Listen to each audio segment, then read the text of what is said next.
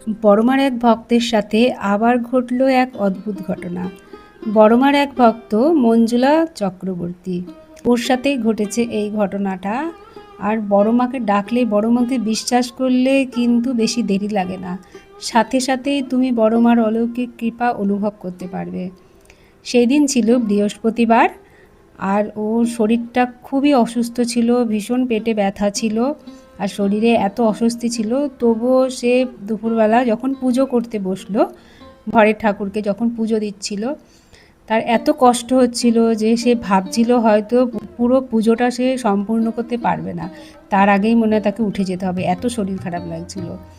কিন্তু তখন সে বড় মাকে মন প্রাণ দিয়ে প্রার্থনা করে, মাকে ডাকে যে মা, আমি যেন পুজোটা পুরো সম্পূর্ণ করে তারপরে উঠতে পারি। তখনই মাকে ডাকতে ডাকতে ও যেমন পুজো করে, সাথে সাথে ওর আস্তে আস্তেই কিন্তু ব্যথাটা কমতে লাগে। তারপর সে পুরো পুজোটা সম্পূর্ণ করে।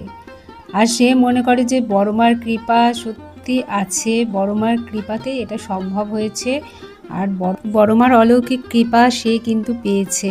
আর সে মনে করে বড়মার সত্যি কৃপার কোনো তুলনা হয় না। আর সত্যিই তাই, বড়মাকে একটু ভালোবেসে মা বলে ডাকলে, তোমার মনের কথা জানালে, মা কিন্তু সেগুলো সব পূর্ণ করেন।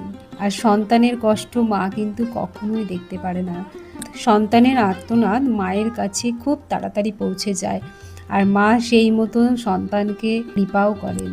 তোমাদের সাথেও যদি বড়মার অলৌকিক ঘটনা কিছু ঘটে থাকে, তাহলে অবশ্যই কমেন্ট করে তোমরা জানিও।